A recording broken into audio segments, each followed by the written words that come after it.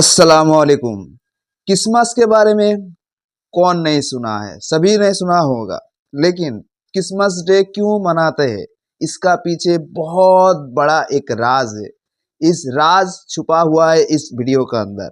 अगर आपको इस राज को जानना है कि क्रिसमस डे क्यों मनाता है, जो कि ईसा अलैहिस्सलाम, इस्लाम में इसका जिक्र है कि ईसा अलैहिस्सलाम का बर्थडे है, और भी बहुत सारा जो भी क्वेश्चन है आपका, वो पूरा चीज इस वीडियो को देखने के बाद भाई और नहीं रहेगा। इसलिए क्या है, वीडियो को लास्ट तक देखिए और पूरा जानकारी लीजिए। चलिए, मैं हूं आलम और आप लोग देख रहे हो आलम सर्वेंट ऑफ इस्लाम। तो चलिए स्टार्ट कर देते हैं। Christmas, Merry Christmas. दुनिया का सबसे बड़ा फेस्टिवल। ये इतना बड़ा फेस्टिवल है कि मुसलमानों की ईदें जितना पैसा 10 साल में बनाती हैं, उससे भी ज्यादा पैसा क्रिसमस के सिर्फ 1 साल में बनता है। लेकिन आखिर ये क्रिसमस मनाया क्यों जाता है? क्योंकि आज दुनिया के सबसे बड़े रिलीजन क्रिश्चियनिटी का ये मानना है कि इसी दिन, क्रिसमस के दिन, जीसस ईसा अलैहिस्सलाम पैदा हुए थे। लेकिन अब क्वेश्चन ये है कि अगर यही दिन 25 दिसंबर ईसा अलैहिस्सलाम की बर्थडे है, तो फिर मुसलमान इसे क्यों नहीं मनाते? क्योंकि यहाँ पर एक बहुत बड़ी कंफ्यूजन है। आज से 2000 साल पहले ईसा अलैहिस्सलाम फलस्तीन के एक छोटे से शहर में एक मिरेकल से पैदा हुए। ये वो जमाना था जब फलस्तीन में तो यहूदी आबाद थे ही, लेकिन यहाँ पर यहूदियों की हुकूमत नहीं थी। हुकूमत उस वक्त की एक बहुत बड़ी सुपर पावर रोमन एम्पायर की थी। जब रोमन एम्पायर अपनी ताकत की पीक पर थी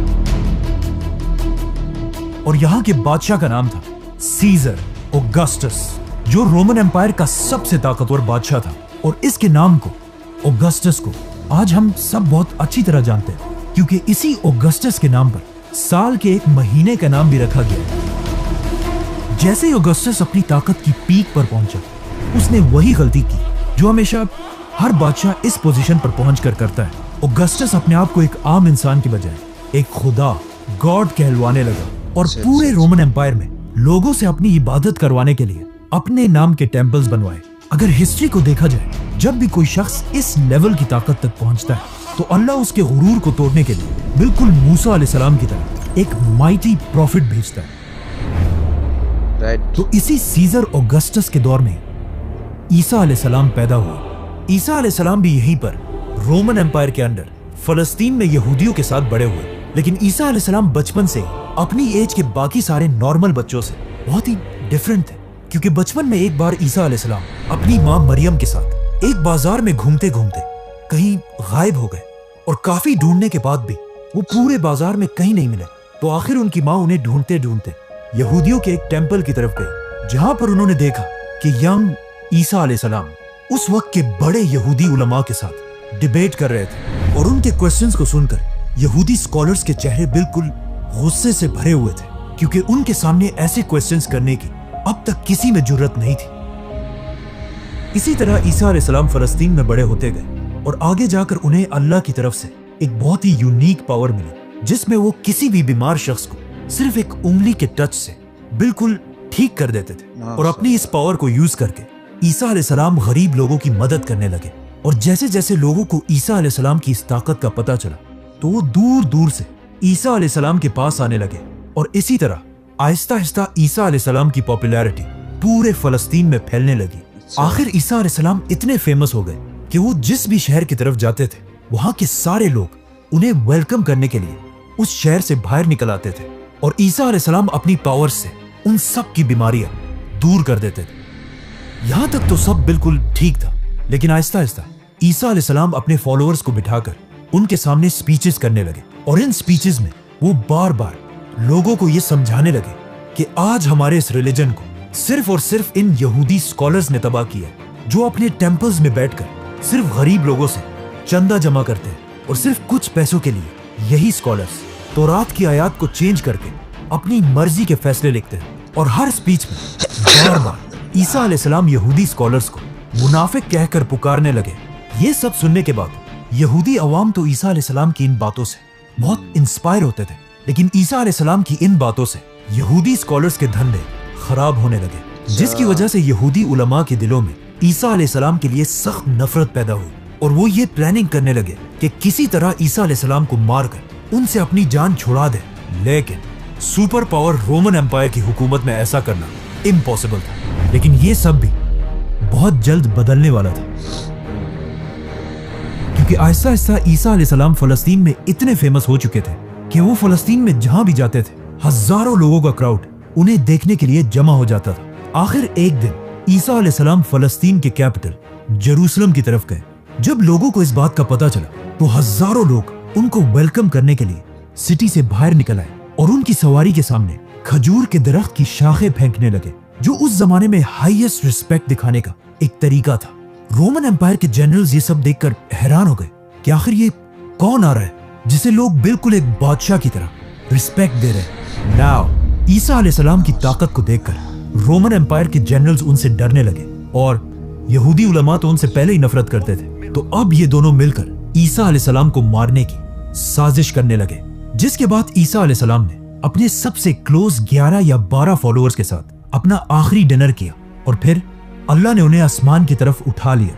लेकिन क्रिश्चियंस का मानना है कि इसके बाद उन्हें मार दिया गया। अब ईसा अलैहिस्सलाम तो दुनिया से चले गए, लेकिन यहाँ फलस्तीन में उनके 11 फॉलोअर्स ने फैसला किया कि वो ईसा अलैहिस्सलाम की टीचिंग्स को पूरी दुनिया तक पहुंचाएंगे। तो सबसे पहले इन फॉलोअर्स ने यहूदियों को कन्विंस करने की कोशिश की, लेकिन ऑफ कोर्स यहूदियों ने ईसा को नहीं माना, तो इनको क्या मानेंगे। तो ये फॉलोअर्स यहूदियों को छोड़कर दुनिया के बाकी लोगों तक ईसा अलैहिस्सलाम का मैसेज पहुंचाने लगे और यहूदियों के बिल्कुल ऑपोजिट बाकी दुनिया में क्रिश्चियनिटी बहुत तेजी से फैलने लगी। और इन्हीं नए फॉलोअर्स में से एक का नाम सेंट पॉल था। आज की दुनिया की क्रिश्चियनिटी में सेंट पॉल का सबसे बड़ा रोल है, क्योंकि पॉल से पहले लोग ईसा अलैहिस्सलाम को सिर्फ एक पैगंबर और अल्लाह का बंदा समझते थे, लेकिन पॉल ने पहली बार दुनिया में एक कॉन्सेप्ट लाया कि ईसा अलैहिस्सलाम कोई आम इंसान नहीं बल्कि अल्लाह के बेटे और खुद भी एक खुदा थे। आज पूरी दुनिया के क्रिश्चियंस ईसा अलैहिस्सलाम को खुदा मानते हैं और इस सब की शुरुआत इसी पॉल से हुई। हालांकि पॉल अपनी पूरी जिंदगी में ईसा अलैहिस्सलाम से कभी मिला ही नहीं था। पॉल और उसके फॉलोअर्स की वजह से Aahista Aahista Christianity Roman empire में फैलती गई। लेकिन यहाँ पर मसला ये था कि रोमन एम्पायर का रिलीजन क्रिश्चियनिटी के बिल्कुल ऑपोजिट था और वो उस जमाने में जुपिटर की इबादत किया करते थे।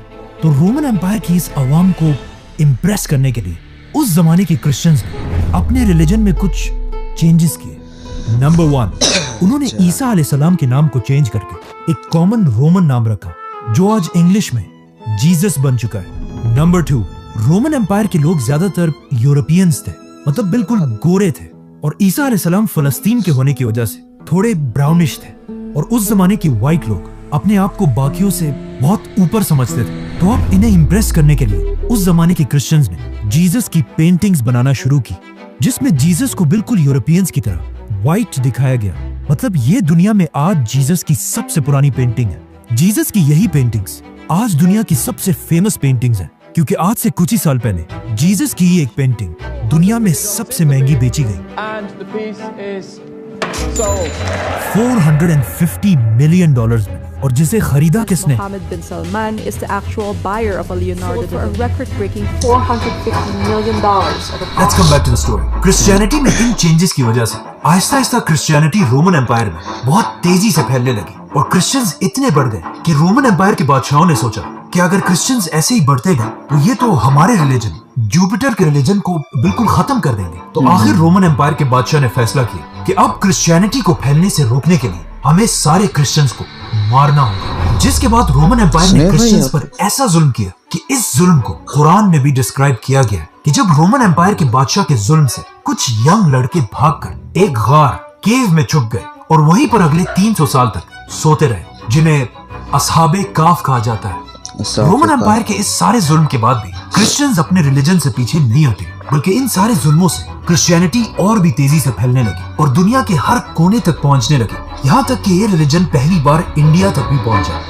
आखिर ईसा अलैहिस्सलाम के 300 साल बाद क्रिश्चियनिटी इतनी पावरफुल हो गई कि रोमन एम्पायर के एक बादशाह कॉन्स्टेंटाइन द ग्रेट ने अपने रिलीजन को छोड़कर क्रिश्चियनिटी में कन्वर्ट हो गए। तो अब जब बादशाह ही क्रिश्चियन बन गया तो रोमन एम्पायर के सारे हालात बिल्कुल बदल गए और अब तक जो जुल्म क्रिश्चियंस पर किया जाता था उससे भी ज्यादा जुल्म जुपिटर के रिलीजन के फॉलोअर्स पर किया जाने लगा, क्योंकि उस जमाने का रूल था कि जो रिलीजन बादशाह का होगा वही पब्लिक का भी होगा। तो अब रोमन एम्पायर अपने पुराने रिलीजन को जबरदस्ती दुनिया से खत्म करने लगे। लेकिन ये भी कोई आसान काम नहीं था, क्योंकि जुपिटर को मानने वाले भी इतनी आसानी से अपना रिलीजन छोड़ने वाले नहीं थे। तो अब यहाँ पर अगेन रोमन एम्पायर ने क्रिश्चियनिटी को दोबारा बदलने की कोशिश की और अपने पुराने और नए रिलीजन को एक दूसरे के साथ मिक्स करने लगे। और यही से पहली बार क्रिसमस का कॉन्सेप्ट आया। जैसे कि रोमन एम्पायर के रिलीजन में हर साल दिसंबर में अपना सबसे बड़ा फेस्टिवल सैटर्नेलिया मनाते थे, जिसमें वो अपने खुदा सैटर्न की इबादत करते थे। और उनके इस फेस्टिवल में एक चीज सबसे इंपॉर्टेंट थी, पाइन ट्रीज, क्योंकि दिसंबर में यूरोप की सर्दी की वजह से सारे दरख्त बिल्कुल सूख जाते थे और सिर्फ पाइन ट्री अपनी जगह पर मजबूती से खड़ी रहती थी, जिसे वो एक बहुत ही होली चीज समझते थे। और हर फेस्टिवल में इसी दरख्त के एक शाख को अपने घर में लाकर सजाते थे। तो अब रोमन एम्पायर ने अपनी पूरी सल्तनत को एक रिलीजन में जमा करने के लिए अपने पुराने रिलीजन से फेस्टिवल्स उठाए और अपने नए रिलीजन से जीसस क्राइस्ट और इन दोनों को मिला दिया और कहा कि जीसस क्राइस्ट दिसंबर के महीने के आखिर में पैदा हुए थे। और सारे क्रिश्चियंस को हुक्म दिया कि इस दिन को 25 दिसंबर को बिल्कुल पुराने रिलीजन की तरह जीसस क्राइस्ट की बर्थडे मानकर सेलिब्रेट किया जाए। और इसी तरह इन दोनों रिलीजन्स को मर्ज करने के बाद अब पूरी रोमन एम्पायर क्रिश्चियनिटी में कन्वर्ट हो गई। लेकिन आज दुनिया का कोई मुसलमान भी इस दिन को सही नहीं मानता। और कुरान में भी ईसा अलैहिस्सलाम की पैदाइश की स्टोरी बिल्कुल ऑपोजिट है, क्योंकि कुरान में है कि जब ईसा अलैहिस्सलाम पैदा हो रहे थे तो उनकी माँ मरियम के पास सिर्फ एक खजूर का दरख्त था, जिस पर उन्हें हुक्म दिया गया कि घबराओ मत और इस खजूर के दरख्त को हिलाओ ताकि इससे तुम्हारे लिए ताजा खजूर गिर सके और तुम्हें ताकत मिले। खजूर का दरख्त। अब मसला ये है कि दरख्त पर खजूर तभी बनते हैं जब सख्त गर्मी का मौसम हो, which means according to Quran ईसा अलैहिस्सलाम की पैदाइश जरूर गर्मी के महीनों में हुई होगी और दिसंबर का तो कोई सवाल ही पैदा नहीं होता। और ये सिर्फ कुरान में ही नहीं बल्कि क्रिश्चियंस भी ये मानते हैं कि उन्हें ईसा अलैहिस्सलाम की पैदाइश के सही दिन का पता नहीं है। जो भी हो, अब पूरी रोमन एम्पायर क्रिश्चियनिटी में कन्वर्ट हो चुकी थी। और जैसे ही रोमन एम्पायर के लोग क्रिश्चियंस बने, ये वही टाइम था जब अल्लाह ने असहाबे काफ को अपनी लंबी नींद से उठाया और उन्होंने उठकर एक दूसरे से पूछा कि हम ज्यादा से ज्यादा कितने वक्त तक सोए होंगे। तो उनमें से एक ने कहा कि 1 या आधा दिन। लेकिन जब वो बाहर निकले उन्हें पता चला कि यहाँ तो सब कुछ बिल्कुल बदल चुका है। इसके बाद क्रिश्चियनिटी दुनिया का सबसे बड़ा रिलीजन बना और आने वाले वक्तों में Roman empire, British empire, Spanish empire की वजह से आज तक क्रिश्चियनिटी दुनिया का सबसे बड़ा रिलीजन है। और क्रिसमस दुनिया का सबसे बड़ा फेस्टिवल, जिसमें हर साल पूरी दुनिया से लोग $1 ट्रिलियन से भी ज्यादा पैसा खर्च करते हैं, जो हर साल के ईद से 10 गुना ज्यादा पैसा है। लेकिन ये हमेशा से ऐसा नहीं था। क्रिसमस पहले के जमाने में सिर्फ एक छोटा सा फेस्टिवल था जिसमें लोग चर्च में जमा होकर अल्लाह और ईसा अलैहिस्सलाम को याद किया करते थे। लेकिन आहिस्ता आहिस्ता लोग इस सब से बोर होने लगे। तो अब लोगों को दोबारा क्रिसमस की तरफ अट्रैक्ट करने के लिए कुछ लोगों ने क्रिसमस के इस फेस्टिवल में नई चीजें ऐड की, जैसे कि म्यूजिक, गाना, शराब। और क्रिसमस के इस फेस्टिवल में जो सबसे बड़ा एडिशन किया गया वो था सेंटा क्लॉज। अच्छा, जो पुराने जमाने में एक real Christian scholar saint Nicholas थे, जो अपनी जेनरोसिटी की वजह से पूरे क्रिश्चियंस में मशहूर थे। आज से 150 साल पहले जब पहली बार सेंटा क्लॉज को इंट्रोड्यूस कराया गया तो वो ज्यादातर ग्रीन या ब्लू कपड़े पहनकर बच्चों को गिफ्ट्स दिया करते थे। लेकिन ऐसा ऐसा कोका कोला सेंटा क्लॉज को अपने एड्स में यूज करने लगा और इसके कपड़ों को ग्रीन कलर से बदलकर बिल्कुल अपने बॉटल्स की तरह रेड और व्हाइट बना दिया। आज क्रिसमस पूरी दुनिया का सबसे बड़ा फेस्टिवल है, जो सिर्फ क्रिश्चियन कंट्रीज में नहीं बल्कि चाइना और इंडिया जैसी बड़ी कंट्रीज में भी मनाया जाता है, जिसकी वजह से क्रिसमस के फेस्टिवल में पूरी दुनिया से $1 ट्रिलियन से भी ज्यादा का बिजनेस होता है। और ये $1 ट्रिलियन इतना ज्यादा पैसा है कि अगर मुसलमानों की 10 साल की ईदों को भी मिला दिया जाए तब भी वो 1 साल के क्रिसमस से कम बनते हैं। आप लोगों को ये वीडियो बहुत इंटरेस्टिंग और बहुत लाजवाब लगे होंगे, क्योंकि इसमें क्रिसमस डे की बारे में पूरा जानकारी, जो कि ईसा मरियम का बारे में जो कि पूरा जानकारी इन द क्वेश्चन ही भाई साहब ने दे रखा है। तो आप लोगों को कैसा लगा है ये जानकारी, जरूर कमेंट करना।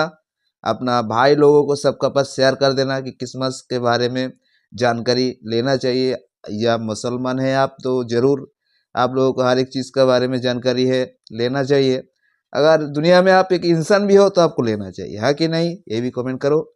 और जरूर लगे, अच्छा लगे तो लाइक कमेंट शेयर कर देना। फिर मिलते हैं कोई नेक्स्ट वीडियो में, तब तक के लिए अच्छे रहना, खुश रहना, विदा, अस्सलाम वालेकुम।